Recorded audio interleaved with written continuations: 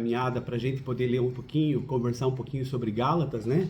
Capítulo 5. Nesse capítulo é interessante porque agora Paulo vai sair daquela transição da doutrina teórica ali, daquela questão, né, de você legalidade e graça que a gente trabalhou nesses últimos capítulos, os últimos 4, e começa agora por uma virada, por uma aplicação prática na nossa vida em contraste com essa questão da liberdade cristã que nós temos com o legalismo, né? Ele vai bater de frente com isso. Então, primeira coisa que eu queria falar a você, quando nós lemos esse capítulo, é aquela música, né, que a gente canta lá, pra liberdade me libertou, tua graça me salvou, tua graça me salvou. E eu sempre entendi, eu falei, cara, eu não vou cantar isso porque, né, sabe aquela coisa assim que você vai ouvir lá, por exemplo, aquela música Acende o Fogo em Mim, né? A gente às vezes não sabe o que está cantando, e aí isso me deixava numa intranquilidade, digamos assim, que eu não me sentia à vontade para cantar. Até que Deus é maravilhoso, né? A gente tem que ler a Bíblia, daí eu fui lendo a Bíblia, daí olha lá o que está em Gálatas capítulo 5, versículo 1, ó. Foi para a liberdade que Cristo nos libertou.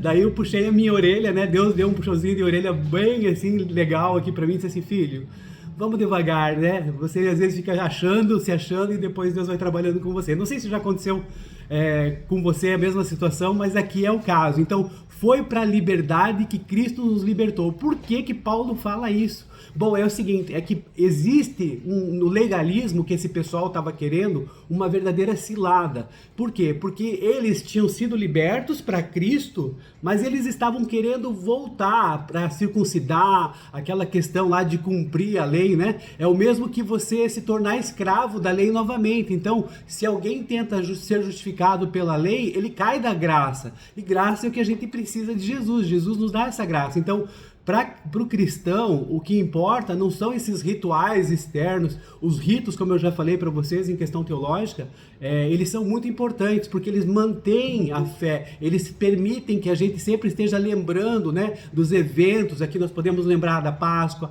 podemos lembrar do Natal, nascimento de Jesus, morte e ressurreição, e assim por diante, porque isso é importante, vai fazendo com que a nossa mente seja avivada, e esse contato que nós temos com Deus ou com o sagrado, né, como os ritos eles são também feitos em outras religiões, em outras crenças, então ele permite que você tenha sempre essa vinculação mais próxima, sempre esteja trazendo a lembrança. É como se fosse o nosso aniversário, que é uma data importante, né? E cada ano que a gente passa, a gente lembra que a gente completou mais um ano e tem mais anos aí para frente. Então é dessa maneira, mas no português, né, para liberdade nos libertou, parece até uma redundância. A gente chama isso em português de pleonasmo. Ó, vou subir lá no ático, vou subir para cima, né? E aí você vai chover no molhado. Essas expressões todas que davam a entender que estava incorreto o texto, mas a repetição aqui, ela é proposital e carrega uma ênfase teológica muito profunda. Por quê? Porque Paulo, na verdade, ele não está apenas dizendo que a gente foi libertado, mas ele está enfatizando qual que é o objetivo dessa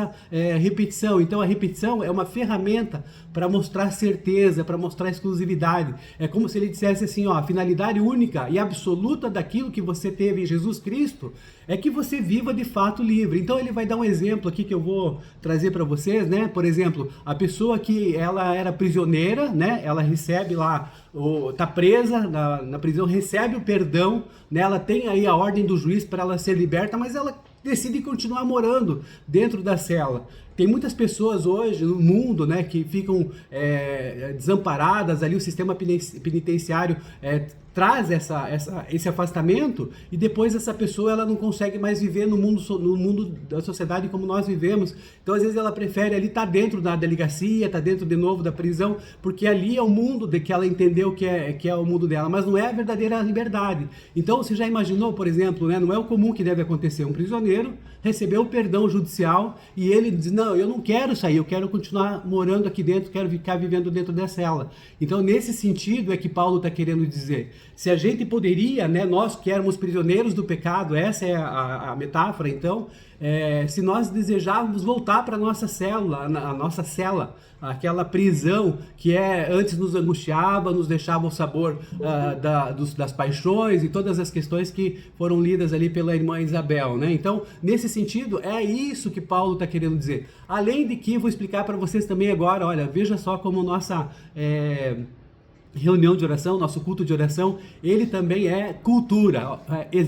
Na questão do grego original, do Novo Testamento, não havia ponto de exclamação. Eu estava explicando para minha mãe esses dias, falei assim, mãe, quando a senhora vai ler uma frase, a senhora tem que ver se tem lá no finalzinho, tem alguma exclamação, ou se tem uma interrogação. Por exemplo, no versículo 11 lá, irmãos, se ainda estou pregando a incircuncisão, por que continuo sendo perseguido? Então isso dá toda a entonação para a gente, né? Porque nós vemos lá no final do versículo 11 uma exclamação, uma interrogação. Agora eu posso ver, por exemplo, uma exclamação, oh, que dia lindo, porque lá no final tem aquela exclamação que fala, então, que eu devo dar uma entonação maior. E tanto é que o pessoal, os europeus principalmente, eles admiram o nosso jeito cantado de falar.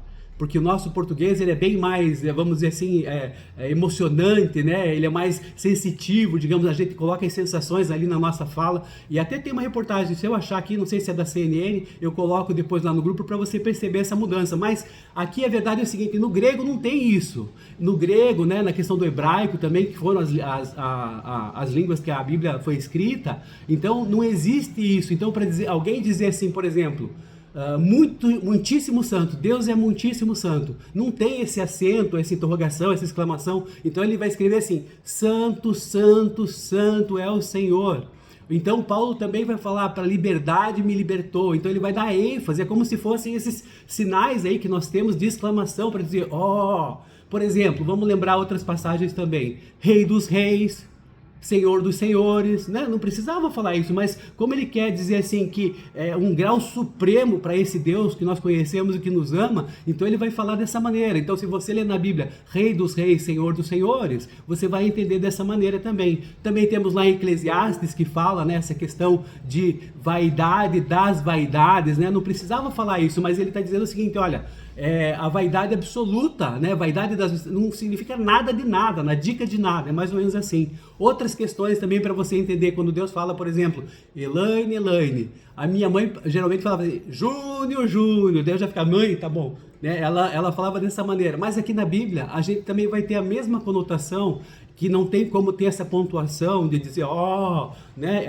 Jesus vai falar, por exemplo, Marta, Marta, estás preocupada com muitas coisas, né? E assim por diante, e nada lhe será tirado. E assim por diante, aquela passagem lá de Lucas, está dando um carinho, está dando uma advertência para Marta, está falando o nome dela 2 vezes. Por exemplo, também lá, o próprio Paulo, aqui quando teve a questão para Damasco, Saulo, Saulo, por que me persegues? E aí o que está acontecendo? Jesus está dando uma ênfase nesse confronto, nessa urgência que tem. E também aquelas questões de lamento quando havia, né? Quando o pessoal falava Jerusalém, Jerusalém, e assim por diante, para demonstrar essa questão de lamento e dor, uma posição maior que os nossos pontos de interrogação e exclamação na nossa língua portuguesa, eles suprem isso, mas naquela época não tinha isso. Então agora você entende um pouquinho, né? Foi para a liberdade que Cristo nos libertou. Só que a melhor tradução é essa mesmo, porque Paulo quer demonstrar isso, que Deus nos libertou e nos libertou para a liberdade, porque se a gente quer estar preso, a gente foi liberto e a gente quer se manter dentro da cela, isso não é liberdade, né? A gente não foi libertado para a liberdade, a gente foi libertado para a prisão de novo, e é isso que Paulo está querendo rebater aqui com esse pessoal aqui, lá da igreja, né, dos Gálatas, que está querendo dizer que eles estavam querendo ser judaizantes, quer dizer, eles estavam querendo impor essa questão desse costume. Bom, essa é a primeira situação. A outra situação que eu queria dizer, Paulo vai continuar depois da questão da liberdade. Nós já falamos aqui algumas vezes que a nossa liberdade 100% ela não existe. Nós estamos sujeitos a várias situações, a lei da gravidade, estamos sujeitos às regras, estamos sujeitos a entender que nós temos, por exemplo, uma limitação de terreno para construir, ainda assim tem que ter autorização do município para poder fazer uma construção onde a gente se acha dono. Então a nossa liberdade ela não é 100%. E Paulo está dizendo assim, olha, liberdade de vocês não é libertinagem, não é um salvo-conduto para que vocês façam o que vocês querem e façam aí o que vocês pensam, achando que a liberdade em Cristo é isso. Não, a liberdade em Cristo, ela vai libertar a gente. E qual que é a verdadeira liberdade? Ela vai se manifestar quando a gente serve o outro, a gente ama o outro em amor, né? A gente faz isso, faz as coisas por amor a isso. Então, de qualquer maneira, é aquela lei que nós já sabemos, né? Amarás o teu próximo como a ti mesmo. Então, nesse sentido, é que nós precisamos compreender a nossa liberdade. É uma liberdade condicionada, mas não é uma liberdade condicionante, e que nos dá a amplitude de vida daquilo que a gente pode decidir o que fazer em prol do próximo, que é a verdadeira liberdade. Então é isso. Depois Paulo vai seguir para frente aqui com essas questões de conflito entre carne e espírito. Basicamente assim, se eu quero viver do meu jeito, ou então se eu quero viver do jeito que Cristo nos quer que a gente viva. Então, nesse sentido, Paulo vai dizer assim, olha, vivam, andem no Espírito. E isso, o que acontece? Os desejos da carne que nós temos, eles precisam ser deixados de lado, precisam deixar assim, se a gente viver pelo Espírito, esses desejos da nossa carne, eles vão ser satisfeitos em Jesus.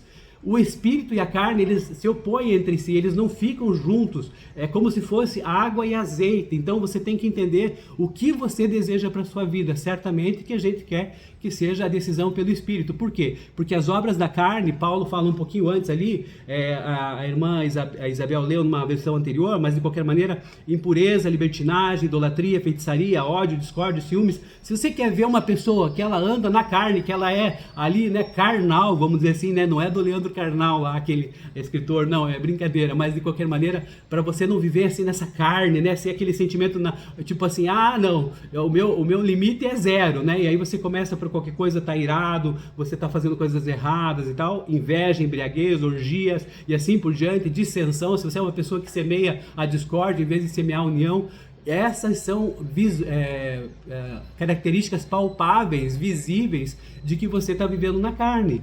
Então, é isso que Paulo está querendo mostrar. Então, assim, tudo aquilo que tem dentro de nós, dessa questão teológica, ela tem sim uma implicação prática na nossa vida quando nós percebemos que nós estamos agindo assim muitas vezes, ou então que outras pessoas estão agindo dessa maneira. Então, o que a gente precisa ter? A gente precisa ter uma vida pautada pelo Espírito, quer dizer, dependente de Deus. E aí ele vai mostrar o fruto do Espírito, né? Porque ele fala o fruto do Espírito, e a gente às vezes fala, não, os frutos do Espírito são. Não, só lembrando aqui, é o fruto do Espírito, é uma só situação.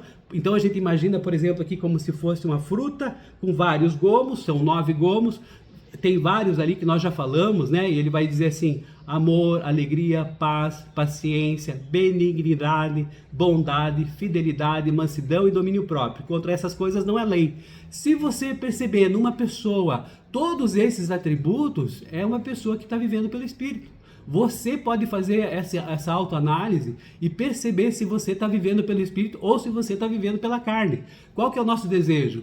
Claro, a pendência é para o Espírito, para que você possa seguir firme. Uma outra situação desse capítulo que nós queríamos explicar, e que às vezes me bate essa dúvida, por isso que eu quero trazer para você, benignidade e bondade. Quando eu começava a falar assim, amor, alegria, paz, paciência, benignidade, bondade, fidelidade, mansidão e domínio próprio, contra essas coisas não há lei, Gálatas 5, 22, 23. Mas eu ficava assim, mas benignidade e bondade não é a mesma coisa? Eu não sei se você também tem essa mesma impressão, né? Mas na verdade eles não são a mesma coisa, não. Nós vamos aprender aqui também agora nesse momento. O que acontece? Benignidade é assim, é uma disposição do teu coração, uma disposição que você tem dentro de você. É uma suavidade de temperamento, a bondade em ser. Por exemplo, se você eu ouvi muito ano passado pregações do pastor Pascoal Piragini. Gente, aquele homem é benignidade em pessoa, porque a voz dele é mansa, né? Suavidade, ele vai falando, você pode ver, ele não se exaspera, conversa numa boa. Estava tendo lá a Convenção Batista Brasileira, tinha 4.000 e poucas pessoas, tinha muita gente querendo entrar e tal, e dar carteirada e tal, e o pastor Pascoal foi lá fazer lá a recepção do evento e tal, falar um pouquinho. Gente, esse homem falou dessa situação difícil do pessoal que estava querendo dar carteirada lá, para entrar lá e se sentiu tal, e ele falou de uma maneira mansa, tranquila, e disse assim, olha, infelizmente nós não vamos poder ajudar vocês e tal, mas de uma maneira suave no temperamento, uma atitude amável, mesmo naquela situação difícil, acolhedora, doce. Então assim, deixou de lado o rigorismo, a aspereza ou até sarcasmo, né? Você quer dar carteirada, esse tipo de coisa. Não, foi muito amável. Então é uma pessoa fácil de lidar, é uma pessoa benigna, que não julga apressadamente, trata os outros com respeito, com a dignidade que ele merece. E qual que é a questão, né? Vamos dizer assim que a benignidade, É assim, é o desejo, o benéfico, o benefício pensado, aquilo que você tem dentro de você, a forma como você pensa, todas essas questões. Agora a bondade é a própria benignidade, aquilo que você tem de suavidade dentro de você em ação, aquilo de fazer o bem. É uma questão mais energética, ela vai verificar de forma prática o benefício real do outro, mesmo que isso custe uma correção até. Por exemplo, quando tinha lá aquele pessoal mercadejando, né, no templo, ali utilizando o templo como um mercado, o que acontece? Jesus vai fazer o quê? Vai repreender eles, vai expulsar eles. Mas Jesus estava agindo ali com bondade, porque ele estava agindo em prol da santidade, da santificação, e não daquela questão mundana lá que o pessoal queria só lucro por lucro. Então, olha só que interessante, enquanto a benignidade é o benefício pensado, aquilo que eu introspecto aqui em mim, a bondade é o que é feito, é o benefício concreto, o benefício materializado. Que interessante, né? Não sei se você já sabia isso, mas agora você já está sabendo. Então, pode até falar, para quem você gosta de conversar sobre a Bíblia, Gálatas 5 é um capítulo muito bom e eu queria salientar essas duas questões. Para a liberdade me libertou, que é uma curiosidade, né? Não tem erro nenhum nessa escrita, então, se nós pensarmos dessa maneira como nós refletimos. E a questão do fruto do Espírito, que é um fruto, mas tem vários gomos, e desses gomos, 2 deles que parecem iguais, benignidade e bondade, eles na verdade são diferentes. Benignidade é aquilo que eu tenho dentro de mim, amabilidade, sou tranquilo no falar, né? Não me exaspero, e a bondade é isso colocado em prática, ainda que aconteça alguma situação difícil, como foi ali Jesus com relação à expulsão dos mercadores do templo. Paulo continua depois com essa questão de que a gente precisa crucificar a carne e as nossas paixões e desejos e viver e andar como Deus gosta, pelo Espírito, que é isso que importa pra gente. Por quê? Porque isso vai definir que a nossa espiritualidade cristã, ela não é medida por esse rigor ético, legalista, essa questão, né, impositiva e massacrante da lei. Se nós pensássemos a bem da verdade que ontem surgiram várias leis, seja na Câmara Municipal, seja ali na Assembleia Legislativa do Paraná, seja também lá no Congresso, na União Federal, com a questão das leis, e a gente não sabe disso tudo, que a gente tem que ficar lendo o diário oficial de tudo quanto é jeito, a gente ia viver uma vida bem assim, estressante, já mais estressante do que a gente vive. E sabe o que a gente precisa fazer? Viver pelo Espírito, e essas coisas, elas ficam sendo secundárias. Se o governo quer que pague mais imposto, tudo bem, né? Dai a César o que é de César, e vamos orar para que Deus melhore a situação desses dirigentes, para que diminuam os impostos e assim por diante, assim como aconteceu também agora, imposto de renda, parece-me que aumentou o limite, né, para esse ano. Então, assim, situações que Deus vai trabalhando no coração dos governantes, independente deles serem de cor X, Y ou Z, porque nós precisamos, independente de quem seja, ruim, bom, mal, alto, magro, gordo, orar por essas pessoas. Gente, fecho aqui o nosso tempo aqui de aplicação teológica, prática nas nossas vidas, e agora nós vamos para a nossa reunião de oração coletiva, que também é muito importante. E nesse momento nós queríamos aqui pedir a você